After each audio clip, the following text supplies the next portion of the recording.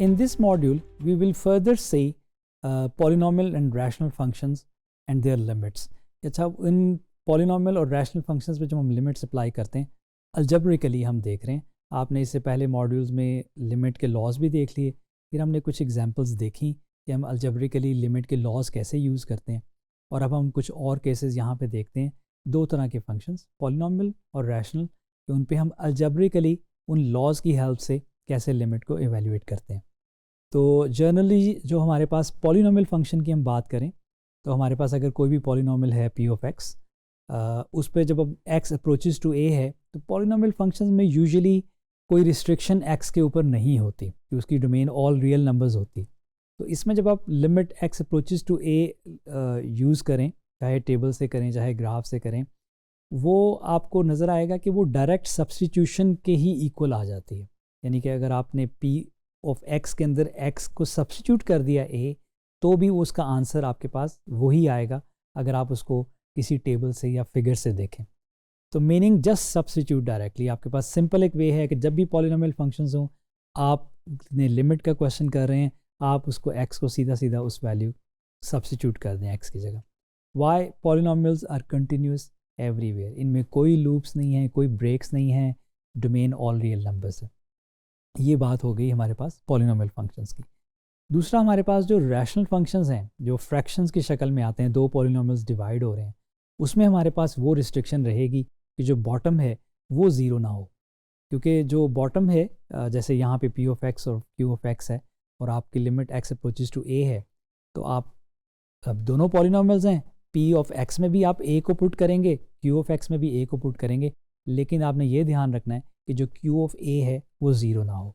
अगर वो ज़ीरो हो रहा होगा तो हम कुछ ना कुछ उसमें कुछ स्ट्रैटेजीज़ अपनाएंगे. कुछ ऐसे केसेस हो सकते हैं कि हम वहाँ पे अवॉइड ही नहीं कर सकते और वो ज़ीरो आएगा, लेकिन बहुत सारे केसेस आप ऐसे देखेंगे कि जिसमें वो डायरेक्टली देखने पे ज़ीरो हो रहा होगा, लेकिन अगर हम कोई स्ट्रैटेजी अपनाएंगे तो वो फिर ज़ीरो नहीं रहेगा. If denominator q of a equals to zero, we need some techniques. Example हम पहले पॉलिनोमियल फंक्शन की करते हैं. सिंपल सी एग्जाम्पल है, आपने टर्म्स को अलग-अलग कर लिया. अब यहाँ पे जो है, क्योंकि हमने पढ़ लिया, लिमिट लॉज अलग-अलग करके भी देख लिए, आपने प्रैक्टिस भी की होगी, अब हम डायरेक्टली उसको अप्लाई करते हैं. तो यहाँ पे आप देख रहे हैं कि हमने x को अप्रोचेस टू -2 था, फंक्शन पॉलिनोमियल है, तो सीधा सीधा आप x को -2 से रिप्लेस कर दें पूरे एक्सप्रेशन में. साइंस का ख्याल रखें सॉल्व करते हुए, and you can easily solve that to get -13. Easy way, no table और ग्राफ रिक्वायर्ड है. एक हमने रैशनल फंक्शन लिया है यहाँ पे. अब यहाँ पे जो x है वो -4/5 पे उस पर रिस्ट्रिक्शन है कि x can not take value of -4/5. लेकिन हमारी जो लिमिट का क्वेश्चन है वो x अप्रोचेस टू 3 है, तो इसका मतलब है कि हमें इसको सॉल्व करते हुए कोई इशू नहीं है. तो ये भी ऐसे ही रहेगा कि आप ऊपर वाले पे भी लिमिट अप्लाई कर दें और x को सब्स्टिट्यूट कर दें 3, और नीचे पे भी अप्लाई कर दें, x को सब्स्टिट्यूट कर दें 3. ठीक है.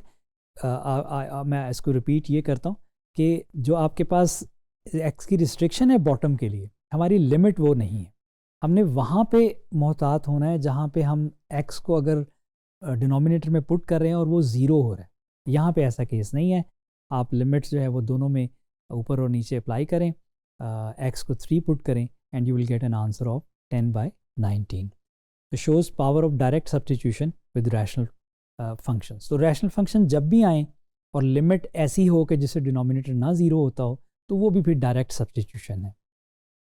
Why continuity matters. अब यहाँ पे जो है वो हम ये देखेंगे कि जहाँ पे किसी न किसी x की वैल्यू पे इश्यूज आ जाते हैं.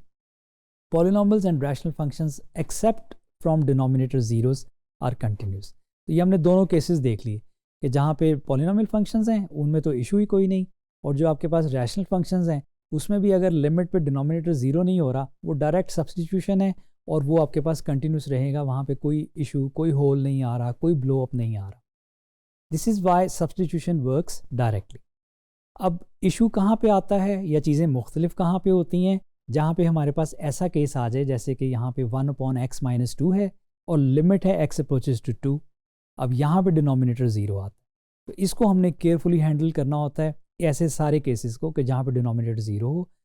बहुत सारे केसेस आप देखेंगे जिनमें हम इसको सिचुएशन को अवॉइड कर सकेंगे, कुछ ऐसे केसेस भी होंगे जहाँ पे आप अवॉइड नहीं कर सकते, तो फिर उसकी लिमिट जो है वो आपके पास इन्फिनिटी की तरफ जा रही होगी, वहाँ पे वर्टिकल एसिमिट्रोट आ जाएगा।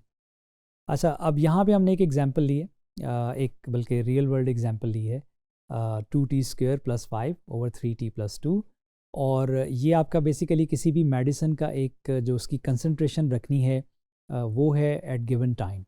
अब यहाँ पे अगर हम t इज़ अप्रोचिंग टू 4, तो आपने अगर उसको लिमिट से देखें, अब t 4 की तरफ जा रहा है, तो आपके पास जो उसकी लिमिटिंग वैल्यू है वो इवेंचुअली अप्रोच कर रही है 37/14 को। वो आप डायरेक्टली इसलिए सब्स्टिट्यूट कर दिया कि पॉलिनो आपने देखा कि रैशनल फंक्शन है और t अप्रोचेस टू 4 में डिनोमिनेटर 0 नहीं होता, तो स्ट्रेट अवे आपने सब्स्टिट्यूशन की, यू गेट 37/14।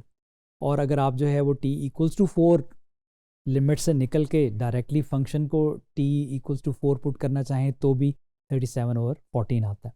तो limit law shows instantaneous concentration